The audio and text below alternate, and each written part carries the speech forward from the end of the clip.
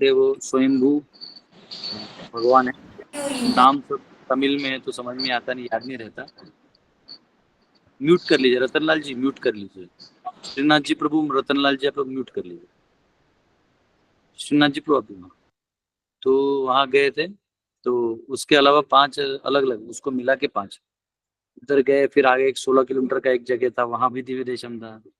फिर नागरकोइल में एक दिव्य देशम है, तिरुपति सारम करके। उसके बाद आदि केशव भी गए थे, और एक दिन पहले ही पद्मनाभ स्वामी गए थे। तो एनीवेज कल मैं जब एंटर किया तो मेरा था कि वो जल्दी दर्शन हो जाएगा, पर मेन स्वामी जी उनके आए नहीं थे तो अंदर ही रहना पड़ा, इसलिए मैंने मैसेज डाल दिया। आज भी मैं ट्रैवलिंग में हूँ, लेकिन हम लोग क्लास को छुट्टी नहीं देंगे। तो आइए हम सब प्रार्थना करते हैं और आज के हमारे इस विदुर और मैत्री संवाद को कंटिन्यू करते हैं। ओम नमो भगवते वासुदेवाय। ओम नमो भगवते वासुदेवाय। ओम नमो भगवते वासुदेवाय। नारायणं नमस्कृत्य नरं चैव नरोत्तमं देवीं सरस्वतीं व्यासं ततो जयमुदीरयेत्। नष्टप्रायेषु भद्रेषु नित्यं भागवत सेवया भगवती उत्तमश्लोके भक्तिर्भवति नैष्ठिकी। कृष्णाय वासुदेवाय देवकी नन्दनाय च नन्दगोपकुमाराय गोविन्दाय नमो नमः। हरे कृष्ण कृष्ण कृष्ण हरे हरे, हरे राम राम राम हरे हरे। ओम अज्ञानतिमिरन्धस्य ज्ञानाञ्जनशलाकया चक्षुरुन्मिलितं येन तस्मै श्रीगुरुवे नमः।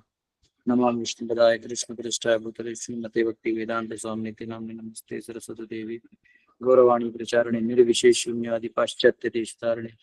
जय श्री कृष्ण चैतन्य प्रभु नित्यानंद श्री अद्वैत गदाधर शिवासदि गौर भक्तवृंद। हरे कृष्ण कृष्ण कृष्ण हरे हरे, हरे राम राम राम हरे हरे। हरे कृष्ण। तो हम सब तृतीय स्कंद के 5वें अध्याय के 20वें श्लोक पे हैं, जहाँ पे विदुर जी और मैत्रेय के बीच में संवाद है। और विदुर जी बहुत उत्कंठा से भगवान के बारे में पूछ रहे हैं, स्पेशली उनकी लीलाओं के बारे में। क्योंकि देखिए, अभी तो हम सब कृष्ण के बारे में इतना जानते हैं, हम कृष्ण के बारे में फिलोसफी समझ रहे हैं, लेकिन एक्चुअली जब वो अवतरित होंगे, लेटेस्ट से अभी भी अगर वो कहीं अवतरित होते हैं तो हमें बड़ी उत्कंठा होगी कि वो किसी के घर गए हैं तो क्या किया उन्होंने, क्या खाया, क्या बोले, उन्होंने क्या क्या वार्तालाप किया, तो हम जानने के बड़े इच्छुक होंगे, है ना। क्योंकि हम जानते हैं कि वो परम भगवान है। कभी कभी कई बार कई भक्तों के गुरु महाराज आते हैं तो उनके घर पे जाते हैं तो लोग पूछते हैं, अच्छा फिर क्या किया महाराज जी ने, और क्या कहा आपको, क्या कहा, किसको ब्लेसिंग दिया, क्या क्या बोला। तो छोटा छोटा छोटा छोटा डिटेल एक आनंद होता है जब आपके आपसे जिनका संबंध है वो व्यक्ति, स्पेशली अगर आध्यात्मिक संबंध हो तब तो वो और भी गहरा हो जाता है। तो उस व्यक्ति को मिलना, उनके बारे में जानना। और क्योंकि कृष्ण की कथा श्रवण करने के बाद तो इस संसार का कुछ बचता ही नहीं है, कोई रस ही नहीं बचा। सब जो संसार के डुप्लीकेट रस हैं वो ओरिजिनल रस के सामने फीके गिर जाते हैं। जो भगवान से हमारा संबंध है वो ओरिजिनल है, और ये संसार के जो संबंध हैं वो क्षणिक हैं। तो ये क्षणिक रस जो है, उसका जो टेस्ट है वो ओरिजिनल के सामने फीका हो जाता है। फीका है ही वो, बस हमें रियलाइज हो जाता है। तो यहाँ पे विदुर जी ये फीके रस को ऑलरेडी त्याग कर चुके हैं, इसलिए वो ओरिजिनल रस जो है, कृष्ण रसायन है, उसके पीछे भाग रहे हैं। तो करते करते करते विदुर जी मैत्रेय मुनि से मिलते हैं। पहले तो उद्धव जी से मिलते हैं। उद्धव जी से मिलने के बाद उद्धव जी देखते हैं कि मैत्रेय मुनि ही क्वालिफाइड हैं, और दोनों भी उम्र में बड़े होने के कारण उद्धव जी ये कभी अपने आप को क्वालिफाइड नहीं सोचते बताने के लिए, हालांकि वो भी क्वालिफाइड है, भगवान के बहुत प्रिय भक्त हैं। मैत्रेय मुनि से भी ज्यादा भगवान उद्धव जी को मानते हैं। तो अब उद्धव जी ने लेकिन मैत्रेय मुनि की तरफ गाइड किया। मैत्रेय मुनि फिर जब इन्होंने मैत्रेय मुनि से सब पूछा, तब मैत्रेय मुनि इनकी अब स्तुति कर रहे हैं और इनको अप्रिशिएट किए हैं कि आप बहुत अच्छे डिवोटी हो। क्योंकि उद्धव जी सॉरी विदुर जी पूछते वक्त बहुत विनम्र भाव से पूछते हैं, और उनके हृदय में बिल्कुल भी एरोगेंस नहीं है, बहुत विनम्र है। इतने बड़े पद पे होते हुए, इतने बड़े राजघराने के होते हुए, है ना। वेद व्यास के पुत्र हैं एक तरह से। अंबिका के दासी थी, उनके गर्भ में इनका जन्म हुआ। तो इतना होने के बावजूद उन्हें कोई गर्व नहीं है और उन्हें कोई डर नहीं लगा जब उन्होंने धृतराष्ट्र को जाके जगाया। उन्हें कोई डर नहीं लगा। तो इतने निडर निर्भय व्यक्ति अब खुद पूछ रहे हैं और याचक के रूप में मैत्रेय मुनि को पूछ रहे हैं। आइए हम सब तीसरे स्कंद का 5वें अध्याय का 20वां श्लोक लेते हैं।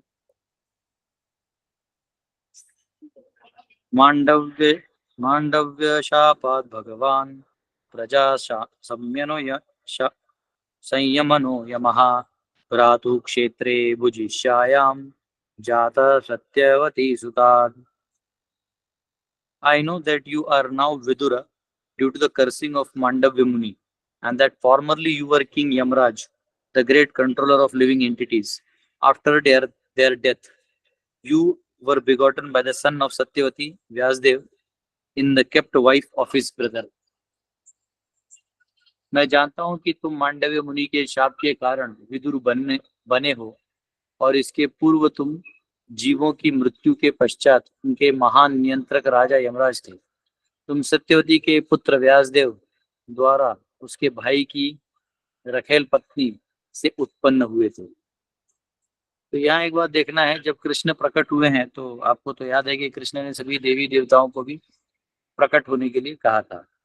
तो होता क्या है, सभी देवी देवताओं का भी जो श्राप वगैरह होता है उनको भी होता है। श्राप मतलब ऐसा नहीं कि वो लोग गलत होते हैं, पर अगर और किसी बड़े पावर से टकरा जाओगे आप तो आपको रिस्क है। हमको ऐसा लगता है कि हमको डेमोक्रेसी में कहा जाता है कि all are equal, don't worry, हम आपका केयर करेंगे। ऐसा कुछ नहीं है।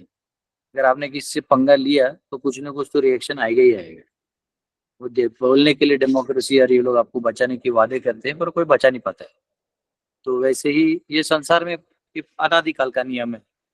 तो जहाँ आप गलती करोगे तो कुछ ना कुछ भोगना पड़ेगा। तो देवताओं को भी कभी कभी ये सब प्रॉब्लम्स आते हैं, तो वो भी चांस लेते हैं कि जब भगवान प्रकट होंगे तब हम लोग आएंगे तो उससे हमारा उद्धार हो जाए। तो यहाँ पे विदुर जी जो यमराज थे और मांडव्य मुनि एक मुनि थे जिन्हें हमने बचपन में वो किया था, एक चींटी को तकलीफ दिया था।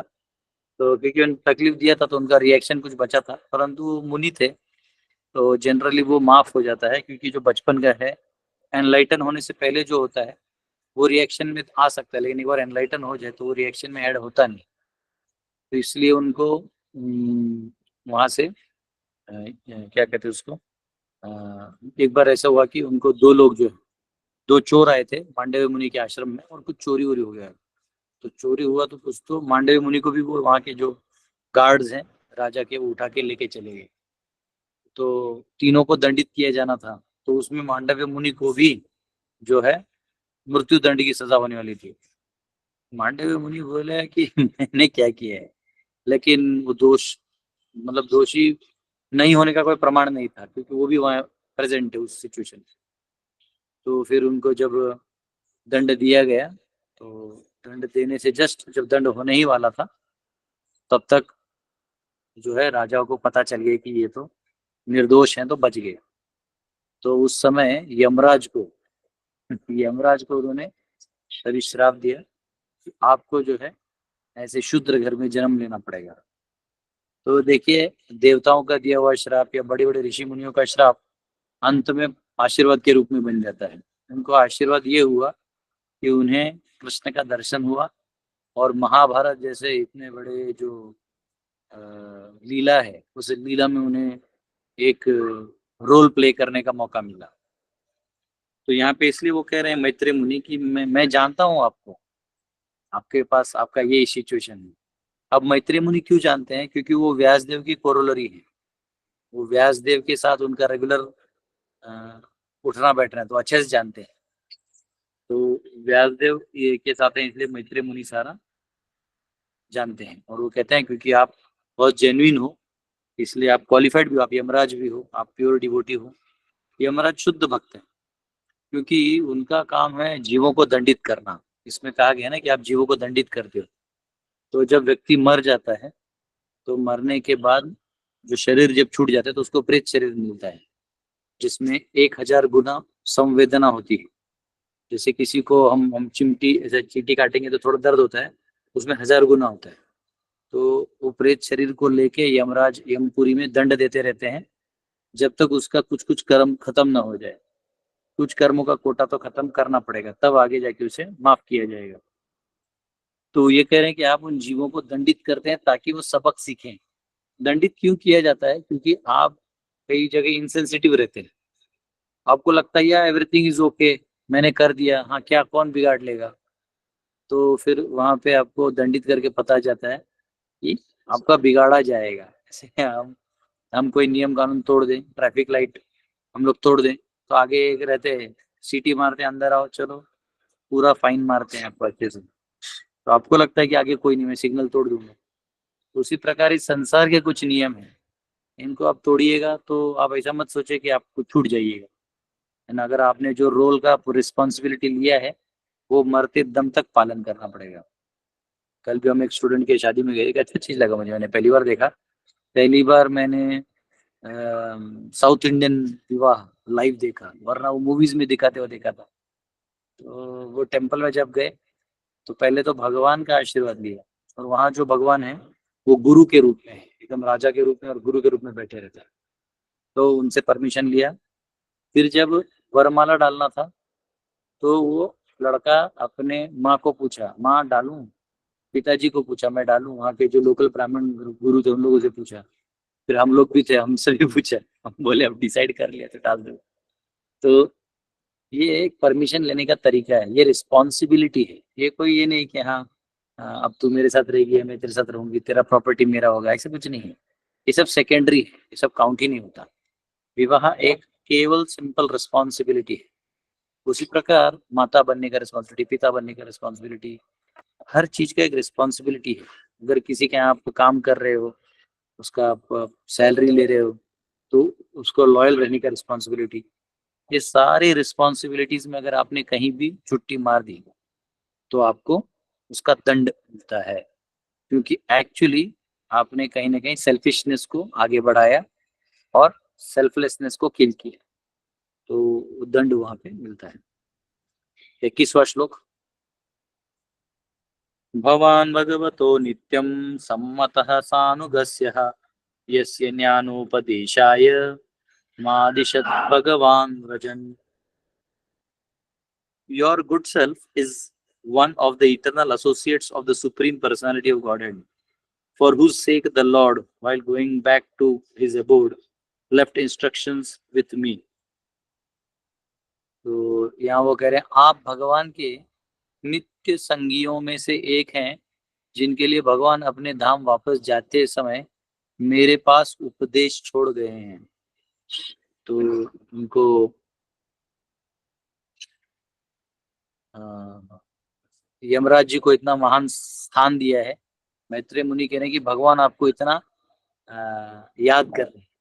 और मैत्रेय मुनि को बोला भी था कि विदुर जी को मेरा, मतलब विदुर जी के बारे में पूछताछ की थी। तो ये बहुत खास है, हमने पिछले कुछ वर्षों में देखा था। यहाँ परपोर्ट में लिखा है, Yamraj the great controller of life after death decides the living entities destinies in their next lives. He is surely among the most confidential representatives of the lord. क्योंकि वो भगवान के बिहाफ में दंड इत्यादि देते हैं और उस जीवों को सुधारते हैं, जीवों की इच्छा को ईश्वर अनुरूप करने का प्रयास करते हैं। देखिए जीव जो है ना, वो अपने अपने कुछ भी इच्छाओं को करने में, अनुभव लेने में लगा रहता है, और उसकी जो इच्छाएं भी हैं वो उनके अनुभव के आधारित होती हैं। बुद्धि और मन इसके बीच में आधारित होती है। तो एक्चुअली उनको वहां से निकाल के आध्यात्मिक स्थान पे लाना, ये काम गुरुओं का होता है, जो भगवान के नित्य पार्षद हैं या भगवान के बहुत कॉन्फिडेंशियल लोग हैं, वो ये काम करते हैं। और उनको एक कॉन्फिडेंस आता कहाँ से है? क्योंकि उनको अंदर से क्लियर हो जाता है कि भगवान मुझे सब कुछ दिखा रहे हैं और यही करने के लिए प्रेरित कर रहे हैं। ठीक है, तो वो उस कार्य को निचोड़ के काम करते हैं। तो इसलिए यमराज जो दंड देते हैं, सभी जीवों को सुधारते हैं, वो कह रहे हैं ये सारा काम, ये सारा का सारा काम जो है वो भगवान के लिए करते हैं। और यहाँ पे कहा गया Such confidential posts are offered to great devotees of the Lord who are as good as his eternal associates in the spiritual sky. ऐसा काम केवल भगवान अपने जो नित्य पार्षद हैं, जो वैकुंठ के पार्षद हैं, डायरेक्ट एसोसिएट्स हैं, उन्हें ये काम देते हैं। प्रभुपाद जी को भी एक डिसाइपल ने पूछा था कि प्रभुपाद जी आप इस मटेरियल वर्ल्ड में हमारे लिए आए। प्रभुपाद बोले मैं आना नहीं चाहता था, मैं कृष्ण के साथ लंच खा रहा था, डब्बा खा रहा था। कृष्ण प्रभुपाद जी के साथ सखा रूप बताया जाता है, ऐसा हमने भक्तों से सुना है। तो वहां पे जो वो बोले कि लेकिन वहां कृष्ण बोले कि उस ब्रह्मांड में बहुत अधर्म चल रहा है, तो तुम चले जाओ नीचे। तो प्रभुपाद बोले नहीं नहीं, मैं वो मटेरियल वर्ल्ड में नहीं जाऊंगा, वहां माया पावरफुल होती है। बोले कोई टेंशन नहीं, मैं हूँ, तुम सिर्फ जो शास्त्रों का गीता और ये सब है इसको ट्रांसलेट कर देना, बाकी मैं देख लूंगा। ऐसे प्रभुपाद जी हमने एक शिष्य को कहा, ऐसे उन शिष्यों ने भक्तों में कहा। तो यहाँ पे जो नित्य पार्षद होते हैं भगवान के, वो इस कॉन्फिडेंशियल काम को करने में बिल्कुल भी नहीं हिचकिचाते। उनको थोड़ा सा भी संशय नहीं होता कि इस काम को मुझे करना है, अनेक जीवों को भगवान के चरणों में लाना है। तो and because Vidura happened to be among them, the Lord while returning to Vaikuntha left instructions for Vidura with Maitreya Muni. और इसलिए जाते वक्त विदुर जी के लिए भगवान आदेश छोड़ के गए। Generally the eternal associates of the Lord in the spiritual sky do not come to the material world. जो आध्यात्मिक जगत में जीव हैं, जो मुक्त हैं, वो आना यहाँ आते ही नहीं, जनरली आते नहीं, जनरली प्रभुपाद ने लिखे, जनरली आते नहीं। Sometimes they come, however, by the order of the Lord. ये प्रभुपाद जी लिख रहे हैं, ठीक है, ये लिख रहे हैं क्योंकि प्रभुपाद जी भी उन्हीं में से एक है। Generally, the eternal associates of Lord in the spiritual sky do not come to the material world. Sometimes they come, however, by the order of the Lord, not to hold any administrative post, but to associate with the Lord in person or to propagate the message of God in human society. तो वो इसलिए नहीं आते कि दुनिया का कोई सत्ता या राजा महाराजा या कुछ कंट्रोलर बनना है। वो आते हैं तो या तो भगवान का संग, जो अवतार लेते उनका संग लेने के लिए आते हैं, और नहीं तो उनके उद्देश्य को पूरा करने के लिए वो इधर अवतरित होते हैं।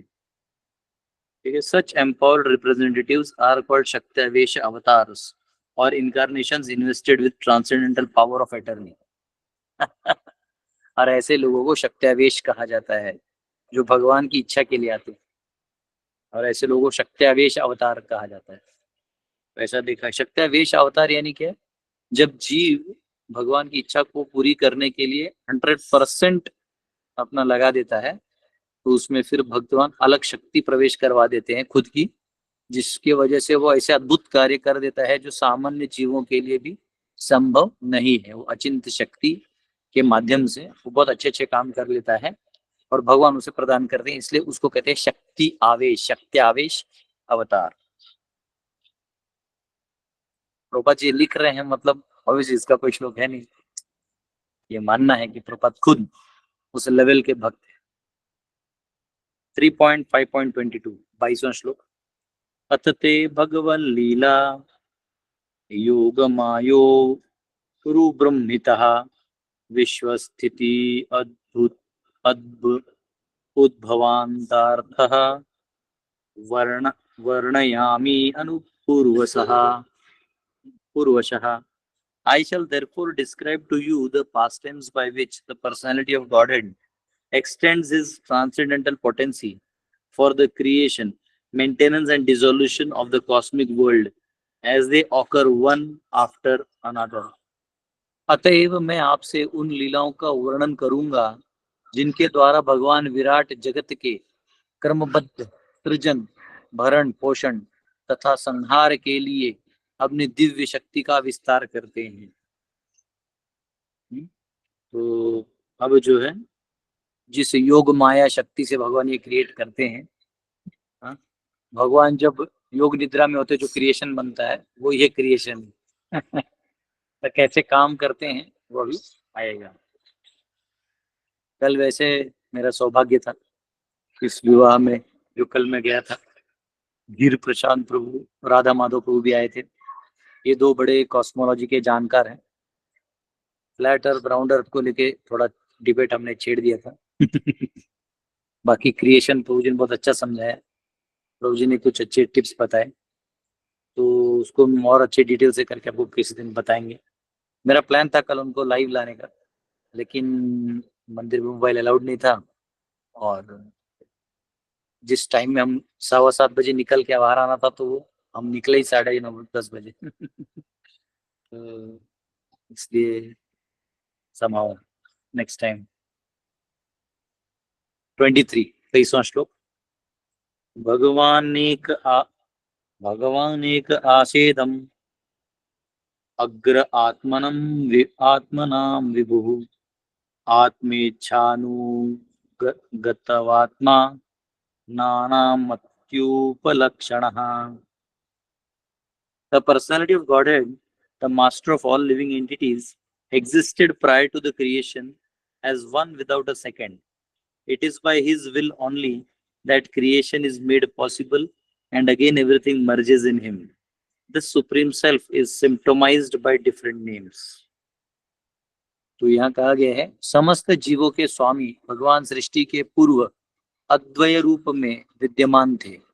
केवल उनकी इच्छा से ही यह सृष्टि संभव होती है और सारी वस्तुएं पुनः उनमें लीन हो जाती हैं। इस परम पुरुष को विभिन्न नामों से उपलक्षित किया जाता है। तो यहाँ पे बेसिकली जो चतुश्लोकी भागवतम, आपको याद है दूसरे स्कंद के 9वें अध्याय के, मुझे लगता है 35-34 वो जैसे 4 श्लोक हैं, उनको चतुश्लोकी भागवत कहा गया है, क्योंकि वहां कृष्ण डायरेक्ट ब्रह्मा जी को अपने सृष्टि के रचना के बारे में, इसके हेतु के बारे में, अपने बारे में, माया के बारे में और जीवों के बारे में बताते हैं। तो अब उन चारों का जो मकसद है वो भी यहाँ पे मैत्रेय मुनि बता रहे हैं।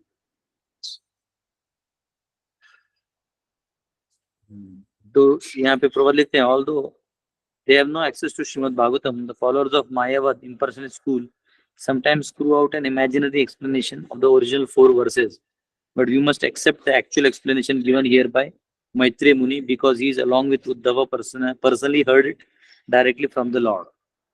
तो यहाँ वो कह रहे हैं कि देखिए, उद्धव जी जो हैं इन्होंने भगवान से डायरेक्ट सुना है, ठीक है, और मैत्रेय मुनि ने भी डायरेक्ट सुना है। इनसे सुनना ज्यादा अच्छा है, ना कि मायावादी लोग जो आजकल भागवतम पे कमेंट्री कर लेते हैं और उसको एक ज्ञान स्वरूप देके गायब कर देते हैं। देखिए, ज्ञानियों को ना कभी ऐसे लोगों का संग नहीं करना चाहिए जो ज्ञान मार्ग से काम करते हैं। आपको बताता हूँ क्यों। भक्तों को तो बिल्कुल नहीं करना चाहिए, एकदम क्लियर से दूरी बना के रखना, या फिर आप बहुत स्ट्रांग हो तो फिर डिबेट कर लेना।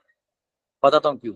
ये लोग क्या करते हैं ना, जैसे भक्त बहुत प्रेम से भगवान को भोग लगा खिलाते हैं, ये बोलेंगे नहीं, आपके मन में ना वो अब आ गया है कि भोग खिलाना है, तो आपने बना के बस खिला दिया, तो आप क्या किया, आपके जो डिवोशन है उसको हटा दिए। डिवोशन को हटा के आपने नॉर्मल जो भी किया उसको नॉर्मल एक्टिविटी बना के छोड़ दिए। ये अपना ऐसी जिंदगी खुद ड्राई जीते हैं, क्योंकि ये खुद इमेजिन करते हैं कि ये एलिवेटेड है, ये एलिवेटेड होते नहीं, तो इनको लगता है हम भी वैसे हैं। तो भक्तों से आप कभी बात करिएगा तो बोलेंगे, उनसे ड्राई फिलोसफी रहते हैं, जब कर्मों में सब डेस्टिन्ड है तो हम क्या क्या ही कर रहे हैं। अरे आपने क्या किया, सब तो भगवान करते हैं। देखो, जब भगवान खुद बोलते हैं अर्जुन तुम निमित्त बनो, तो निमित्त तो बना ना, तो वो इतने एनवियस होते हैं कि आपको निमित्त भी नहीं बनने देंगे। वो बोलेंगे नहीं नहीं आप दोनों सब तो भगवान करते हैं। तो हमको कभी कभी ये सब नॉलेज से बचना चाहिए, क्योंकि ये अद्वैतवादी हो या फिर जो मायावादी होते हैं, इनका एक प्रॉब्लम है कि इनको भगवान की भक्ति और उसको क्रेडिट ही नहीं देना है उस सब्जेक्ट। भक्तों को तो बिल्कुल नहीं। इसलिए भक्त कभी कभी कंफ्यूज होते हैं, ये तो वैदिक नॉलेज बोल रहा है, फिर ये भी बोल रहे हैं, और हम भक्त ऐसा भी सोचते हैं, तो ये कभी कभी एंग्जाइटी आता है। लेकिन एक्चुअली भक्तों को क्लियर समझनी चाहिए कि we are not doers, at the same time we are the doers. हम क्या करते हैं, तो हम इच्छा करते हैं, तो इच्छा करते हैं तब ना भगवान। भक्ति की आप इच्छा नहीं करोगे तो आप भक्त कैसे बनोगे। बनाना चाहेंगे तो बना देंगे, लेकिन वो बनाते नहीं ना, वहां तो आपकी इच्छा थी। तो इच्छा भी बहुत इंपॉर्टेंट है। हालांकि बाकी प्रकृति को हिलाने का काम हम नहीं करते, वो भगवान करते। और प्रकृति खुद करती 3 गुणों के माध्यम से।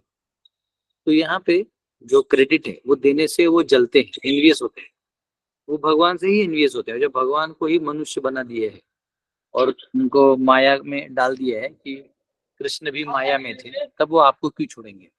तो इसलिए ऐसे मायावादी जो भागवत का ट्रांसलेट करें या कोई मायावादी या ज्ञान मार्गी व्यक्ति, वो लोग ये लिखते हैं भागवत ज्ञान यज्ञ, ऐसे में जाके बैठना ही नहीं, वो ज्ञान यज्ञ ही नहीं है, वो पूरा आपको डुबा देगा, भक्ति नष्ट कर देगा।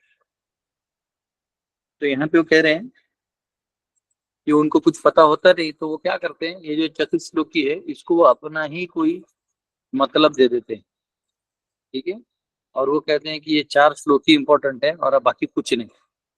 तो क्या करते हैं, भागवत को भी डिस्क्रेडिट कर देते हैं, यानी मैत्रेय मुनि को डिस्क्रेडिट कर देते हैं, उद्धव को डिस्क्रेडिट कर देते हैं, ब्रह्मा जी को भी डिस्क्रेडिट कर देते हैं, उनकी सड़ी हुई छोटी बुद्धि को ही वो महान बता देते हैं। हाँ, उसको बोलते हैं ना, एक वर्ड है कंफर्मेशन बायस, खुद के ही सोच को कंफर्म करके उसको बस वो बनाते रहते हैं। तो यहाँ पे वो कह रहे हैं कि the first line of the original 4 verses, aham evasham evagre. The word aham is misinterpreted by Mayavad school into meanings which no one but interpreter can understand. Here aham is explained as a supreme personality of Godhead, not the individual entities. Before the creation there was only the personality of Godhead. Therefore there were no Purusha incarnations and certainly no living entities, nor was there material energy by which the material creation is effected. The Purusha incarnations and all different energies of the Supreme Lord were merged in him only. ठीक है। तो ये ऐसा है, देखिए भगवान महाविष्णु जो है वो रमा देवी के साथ लीला करते हैं, स्पोर्टिंग करते हैं, रमा देवी पे स्पोर्टिंग करते हैं। रमा देवी जो है इस महत्त्व पे ग्लांस करती है जहां से शंभू आते हैं, और दुर्गा देवी जो है वो शंभू और दुर्गा देवी यूनाइट होते, तो फर्स्ट लिंगम फॉर्म होता है और फिर नीचे जो है क्रिएशन चालू हो जाता है। तो महाविष्णु जो है उन्हीं में सब कुछ होता है और वहीं से सब एक्सपांड होता है, और फिर वहीं से सारे पुरुष इनकारनेशंस, फिर गर्भोदक्षाय विष्णु, शिरोदक्षाय विष्णु, और फिर विराट रूप जो आपको मालूम है। तो जो विराट पुरुष होता है वो वहां पे होते हैं, ठीक है, जो हमने क्रिएशन में देखा। कल प्रभु जी मुझे बता रहे थे विराट पुरुष, विराट रूप और विश्व रूप। धीर प्रचंड वो बोल रहे थे विराट रूप जो है वो जो भी 14 प्लैनेटरी सिस्टम्स हैं वो विराट रूप है, उसको डिवाइड कर करके रखा है, और वो इमेजिनरी है क्योंकि वो जो ध्यानी है वो लोग वैसा देखते हैं। विराट पुरुष जो है वो एक्चुअली गर्भोदक्षाय विष्णु का प्रोजेक्शन है, ठीक है, और जिसमें वो सब सॉफ्टवेयर रखा हुआ। और विश्व रूप जो है वो पूरा यूनिवर्सल फॉर्म है, ठीक है। तो जो अर्जुन को दिखा है ना वो एक्चुअली प्रेजेंटेशन था उसका, प्रोजेक्शन, जैसे टीवी में हम प्रोजेक्ट करते हैं ना वैसे प्रोजेक्शन दिखा है। ಭದ್ರತೆ ನಿಮಿತ್ತ ಬಳಸಿದಾಗಲದ ಯಾವುದೇ ವಸ್ತು ಅಥವಾ ಅನುಮಾನಾಸ್ಪದ ವ್ಯಕ್ತಿಗಳು ಕಂಡುಬಂದಲ್ಲಿ ಕೂಡಲೇ ಹತ್ತಿರದ ಬಿಐಎ ಸಿಬ್ಬಂದಿ, ಟರ್ಮಿನಲ್ ಮ್ಯಾನೇಜರ್ ಅಥವಾ ಭದ್ರತಾ ಸಿಬ್ಬಂದಿಯವರಿಗೆ ದೂರವಾಣಿ ಸಂಖ್ಯೆ ಬೆಂಗಳೂರು ಏರ್ಪೋರ್ಟ್ 1514 ಮಾಡಿ ತಿಳಿಸಬೇಕಾಗಿ ವಿನಂತಿ. ಸುರಕ್ಷತೆ ನಮ್ಮೆಲ್ಲರ ಕರ್ತವ್ಯ, ದಯವಿಟ್ಟು ಜಾಗರೂಕರಾಗಿರಿ. ಧನ್ಯವಾದಗಳು. नमस्कार, कृपया ध्यान दीजिए, सुरक्षा उपाय हेतु किसी भी वस्तु अथवा सामान को अनारक्षित न छोड़ें। सभी यात्रियों से निवेदन है कि वे किसी भी संदिग्ध वस्तु अथवा व्यवहार कहाँ है प्रभु जी आप? बेंगलुरु एयरपोर्ट पे। अरे वाह, Bengaluru is my place, oh god. अरे वाह, 001514 पर सूचित करें। प्रभु जी वो बेंगलुरु में कनकपुरा रोड में नया मंदिर हुआ, आप गए क्या वहाँ पे? बहुत सुंदर है। मैं सूरत जा रहा हूँ, 1 बजे वापस फ्लाइट है। अच्छा, वो बहुत बढ़िया मंदिर है, बहुत सुंदर मंदिर है वो। or to the security staff on phone number 08022001514. Security is everyone's concern. Please remain vigilant. Thank you. Security is everyone's concern. Please remain vigilant. Anyways, सबसे बड़ा बम तो ये महाविष्णु फोड़ रहे हैं क्रिएशन करके. ठीक है, हम इस परपुट को पढ़ते हैं. परपुट बहुत इंपॉर्टेंट है. The personality of Godhead is described herein as the master of all other living entities. भगवान जो है वो सभी के एक्चुअली ईश्वर है, कंट्रोलर है. He is like the sun disk and the living entities are like the molecules of the sun rays. जो सूर्य है उसका जो वो है, उनके जो रेज है यानी जो किरण है, उनमें जो कण कण दिखाई देते हैं ना, वो हम जीव है. This existence of the Lord before the creation is confirmed by the Shrutis. ये जो भगवान का अस्तित्व है इस सृष्टि का बनने से पहले, वो श्रुति में प्रमाणित है. वासुदेवो वा इदम अग्र आसीत न ब्रह्म न शंकरः एवो वै नारायणासीन न ब्रह्मा न ईशानः. हाँ, कि जब शंकर और ब्रह्मा भी नहीं थे तब भगवान नारायण थे. तो भगवान का क्रिएशन जो है, भगवान का एग्जिस्टेंस वो पहले से है, अनादिकाल से. अब आपको जोक बताता हूँ. ये मायावादी इतने दुष्ट होते हैं, आप उनको ये कोट करिएगा तो बोलेंगे, पहले खुद बोलेंगे हम श्रुति मानते हैं. ये कोट करने के बाद आप बोलेंगे नहीं नहीं श्रुति तो बाद में ना आया, ये सब आपका है, पहले कुछ नहीं. तो उनको क्या होता है ना, इतने एनवियस होते हैं कि भगवान को एग्जिस्टेंस ही गायब कर देना चाहते हैं. इनका प्रॉब्लम जैसे ये केम्पेगौड़ा एयरपोर्ट है, वो इतना स्पेशल हाईफाई बना दिया है, भगवान को हटा के सब वैकुंठ जैसा बनाने की कोशिश की है. Because everything that be is an emanation from the personality of Godhead, he always exists alone without a second. क्योंकि सब कुछ भगवान से आता है, तो भगवान हमेशा अद्वितीय है, वो अकेले हैं, अद्वितीय है, उनकी तरह कोई नहीं है. He can so exist because he is all perfect and omnipotent. वो इसलिए एग्जिस्ट करते हैं क्योंकि वो ओमनीपोटेंट है, यानी ऑल पावरफुल है. Everything other than him, including his plenary expansions, the Vishnu Tattvas, is his part and parcel. Before the creation, there were no Karananavashayi और गर्भदक्षाई और शिरोदक्षाई विष्णुस. इस क्रिएशन से पहले कुछ भी एक्सपांडेड नहीं था. Nor was there Brahma और शंकरा. ना वहाँ ब्रह्मा थे ना शंकर थे. The Vishnu plenary expansion and the living entities beginning from Brahma are separated parts and parcels. Although the spiritual existence was there with the Lord, the material existence was dormant by him. तो आध्यात्मिक रूप में सब कुछ है, लेकिन जो spiritual है, जो भौतिक है, वो डॉर्मेंट रूप में था, यानी सुप्त में है वो. ठीक है, क्रिएशन से पहले, क्रिएशन होते ही वो मैनिफेस्ट हो जाता है.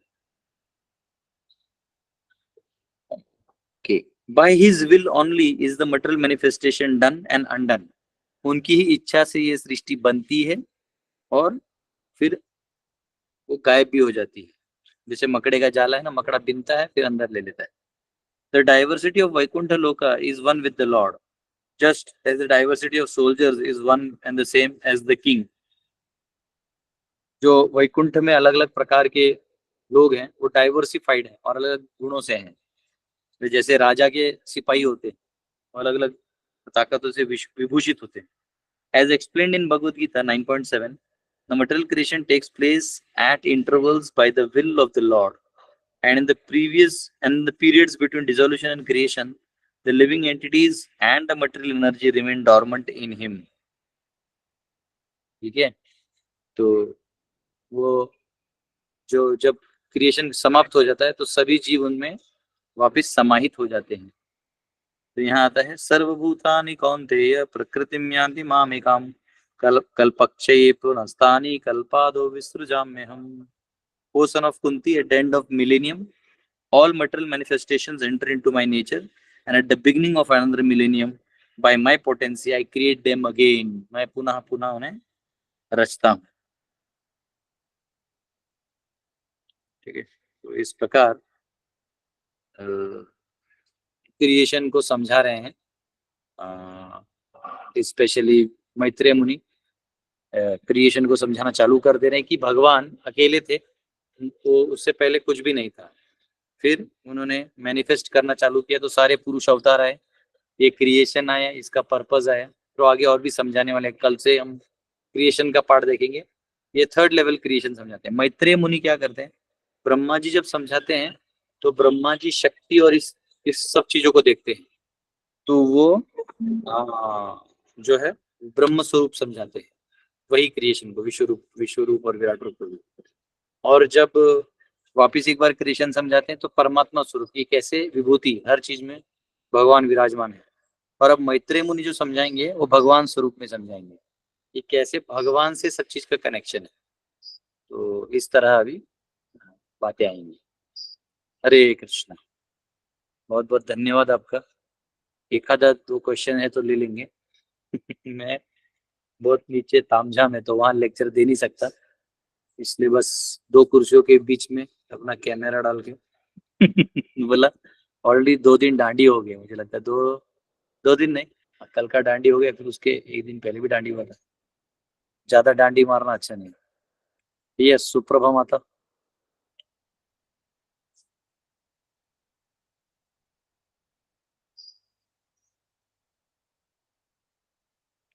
सुप्रभा माता, क्वेश्चन है आपका। हरे कृष्णा प्रभु जी, दंडोत प्रणाम। प्रभु जी, वो अभी आप जो एकदम वो एग्जाम्पल से समझाए ना विश्व रूप और विराट रूप का, वो मेरे को फिर से बताएंगे थोड़ा सा। देखो ऐसा है, विराट रूप है ना जो 14 प्लेनेटरी सिस्टम्स है, तो उसमें हम बोलते हैं ना ये आंख भगवान के सूर्य है, फिर ये सर जो है वो ये है, फिर गला ये है, छाती ये है, पेट भूमंडल है, पांव जो है नीचे की अतल वितल सुतल है। ऐसा वो वर्णन पढ़ा था ना हमने सेकंड कैंटो में। तो उसको विराट रूप कहते हैं, जो एक्चुअली योगी जन ऐसे उस फॉर्मेशन को बनाते हैं। ठीक है, तो वह एक्चुअली वैसा है भी और नहीं भी, तो वो विराट रूप कहा जाता है। विश्व रूप जो है वो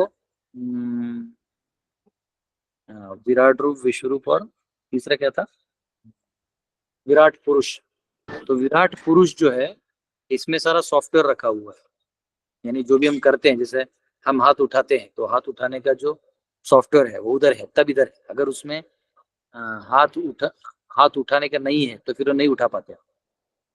और विराट विश्व रूप वो जो क्या बोलते हो, विश्व रूप जो है वो विश्व रूप मतलब जो प्रोजेक्शन है भगवान का, मतलब गर्भोदक्षाय विष्णु का जो प्रोजेक्शन विराट रूप के ऊपर है, वो प्रोजेक्शन फॉर्मेशन जो है वो अनलिमिटेड है, तो उसको विश्व रूप बोलते हैं। जो प्रोजेक्शन लास्ट में अर्जुन को दिखाया है। ठीक है, इसके ऊपर और डिटेल एनालिसिस करके और अच्छे से पढ़ना के आना पड़ेगा। इतना जितना कल उसने फटाफट समझाया मैं समझा। मतलब प्रभु जी, आप गर्भोदक्षाय विष्णु के जो प्रोजेक्शन है दैट इज विराट रूप? नहीं, जो उनके विराट रूप पे जो प्रोजेक्शन जाता है उसको बोलते हैं विराट पुरुष।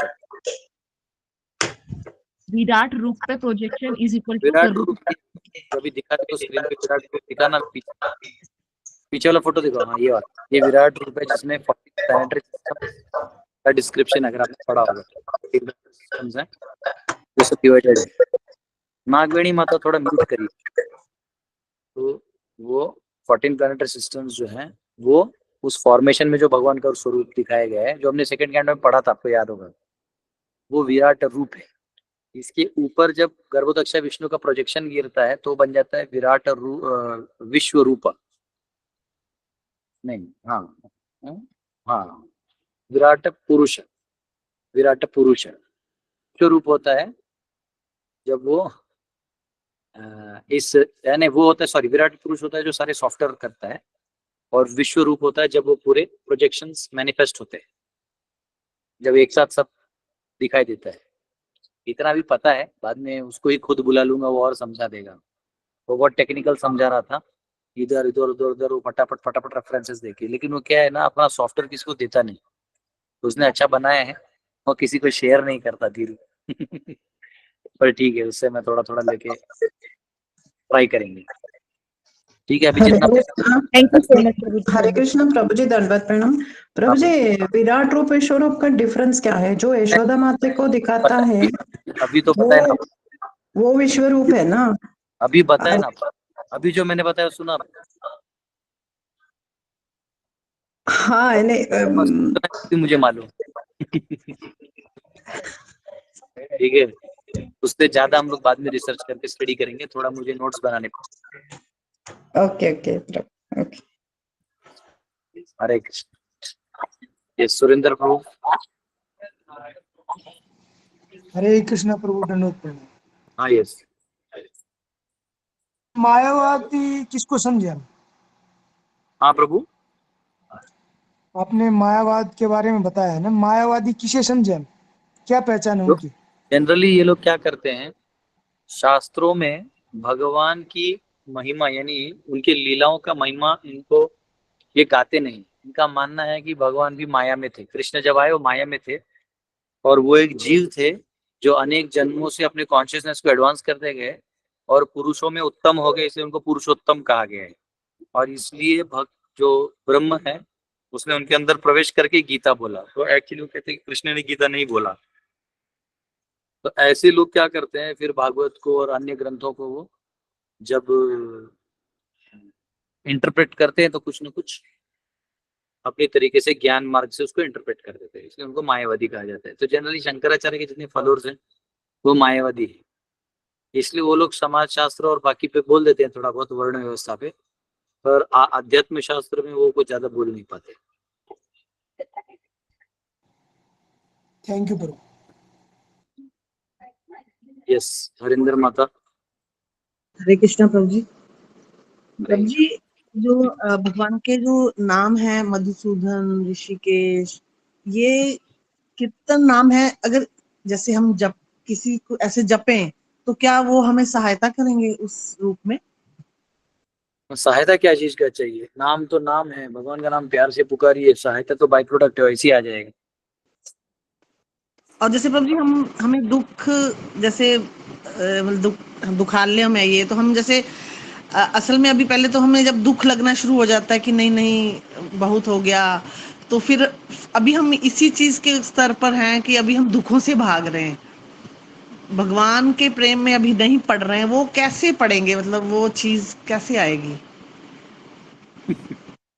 देखिए, नवविधा भक्ति है, प्रोसेस है, साधना का प्रोसेस है। उस साधना के प्रोसेस में आप भगवान के श्री विग्रहों की सेवा करिए। हाँ, जब जहाँ भागवत सुनने को मिले वहां सुनने का प्रयास करिए, जहाँ भगवान का प्रसाद खाने को मिले वहां जाइए, तीर्थ स्थानों में जाइए, धाम का वास करिए, है ना। ये सब करेंगे तब धीरे धीरे धीरे ग्रेजुअली भगवान के प्रति एक रति उत्पन्न होगी। उस रति में जब आप एकदम और हो जाएगी तो एकदम रुचि हो जाएगी, भाव और प्रेम भगवान के प्रति उत्पन्न हो जाएगा। ठीक है, तो वो कोई एक दिन का प्रोसेस नहीं है कि आप घर पे बैठे हैं और सब आ गए, ऐसा नहीं है। वो एक एक्टिव इन्वॉल्वमेंट है। मतलब ये जैसे हम एक जगह पे बैठ के भक्ति करेंगे उससे नहीं होगा फिर? नहीं नहीं नहीं, एक जगह भक्ति, एक जगह या दो जगह नहीं होती। भक्ति एक्टिव इन्वॉल्वमेंट है, क्रिया है, क्रिया। मतलब आपको अपने मतलब अब जैसे भगवान का श्रृंगार करना है, उनके लिए मधुर कीर्तन करना है, उनके लिए अच्छे भोग बनाना है। अगर आप माता जी हैं तो इतना तो कर ही सकते हैं। उसके अलावा अगर 4-5 भक्त हैं तो उनके संग में बैठ के थोड़ा भजन सुन लिया, फिर और उस भजन में भगवान का चिंतन किया, भगवान की स्तुति की, भगवान की स्तुति सुनने का काम किया। तो ये सबसे क्या होगा कि आपका जो प्रेम है वो मैग्नीफाई होते जाएगा, मल्टीप्लाई होते जाएगा। ठीक है, हरे कृष्णा। यस, केशव प्रभु। हरे कृष्णा प्रभु जी, दंडवत प्रणाम। प्रभु जी, जैसे अभी मायावादी के विषय में जो चर्चा हुई थी, तो क्या प्रभु जी जो जैनिज्म फिलॉसफी होती है थोड़ी, और उसके बुद्धिज्म फिलॉसफी, क्या उसको भी इसी में हम कंसिडर कर सकते हैं? वो अलग होता है? मायावादी का क्या है, कम से कम वो ब्रह्म को स्वरूप मानता है, ब्रह्म को मानता है, ब्रह्म को डूअर मानता है। हालांकि वो भी कोई गलत नहीं, क्योंकि भगवान अब ब्रह्म के माध्यम से ही सृष्टि की एक्टिविटी करते हैं, वो तो हमने देखा है। परंतु उसके ऊपर भगवान है, ब्रह्मणो ही प्रतिष्ठा, ये वो लोग को स्वीकार करने में दिक्कत होता है, क्योंकि पर्सनलिज्म कर लिया तो उनका अनुभव पर्सनलिज्म के बारे में बहुत बेकार होता है। उनका कहना है कि नफरत है लोगों से, लोगों से ईर्ष्या होती है, तो इसलिए अगर हम पर्सनलिज्म लाएंगे तो ये सब आने लगेगा, ऐसा उनका एक बोगस फिलोसफी है। तो इसलिए, और जैनिज्म जो है वो एक तरह से वो भगवान को डिनाई करता है, वो आपको सेंटर पॉइंट बनाता है और वर्ल्ड को, क्रिएशन को समझ के आप इस दुनिया में कैसे इंटरेक्ट कर सकते हैं ये देता है निर्वाण तक। तो इसलिए जैनिज्म जो है एक तरह से हिडन एथिज्म टाइप है, उसमें भगवान का कहीं उल्लेख नहीं है। और बुद्धिज्म तो क्लियर एथिज्म है, मतलब वो तो क्लियर ही कहता है सब कुछ वर्ल्ड है। अब वो देखने के लिए क्या होते हैं, जो बाहर के लोग होते हैं उनके लिए सब मतलब, क्योंकि कुछ तो रिलीजियस है करके वो धार्मिक समझते हैं, पर वो धार्मिक होता नहीं। जी जी प्रभु जी, जी प्रभु जी। हरे कृष्णा भैया, थैंक यू ब्रदर। हरे कृष्णा, एक छोटी सी बात रह गई। जैसे हमारे में प्रभु जी गुरु ग्रंथ साहब को श्रृंगारते हैं, उनका उनको पाठ पूजा में मतलब उसको वो बोलते हैं कि यही देहधारी है। मतलब ये कैसे शब्द कोई गुरु बोल रहे हैं ना, फिर मतलब हम क्या नियर नियर हैं उस चीज के अगर उनकी सेवा करें तो? मैं समझा नहीं क्या बोला है। जो गुरु ग्रंथ साहब जी ना, हम उसको लाइव समझते हैं, मतलब हम उनको गुरु एज अ पन्ना नहीं बोलते हैं, हम उसके अंग बोलते हैं और उसको उनको ऐसे ही श्रृंगार करते हैं जैसे आप बताते हैं कि फूलों से और अच्छे अच्छे रुमाला हाँ, साहेब। तो भागवत जो है, जैसे भागवत है, कोई भी भगवान का ग्रंथ है जिसमें भगवान का उल्लेख है, भगवान की स्तुति है, वो भगवान से अभिन्न माना जाता है। ठीक है, उनको वर्शिप कर सकते हैं। जैसे हम लोग भी भागवत या गीता को लोग घर पे फोल्ड करके रखते हैं, वर्शिप करते हैं, तो ऐसा है।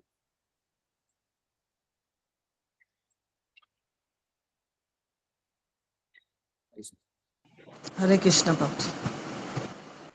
ओके, आप सबके क्वेश्चंस हो गए, बहुत बहुत धन्यवाद। हम लोग कल मिलेंगे, 9:20 हो गए। हरे कृष्ण प्रभु, हरे कृष्ण। हरे कृष्णा प्रभु जी।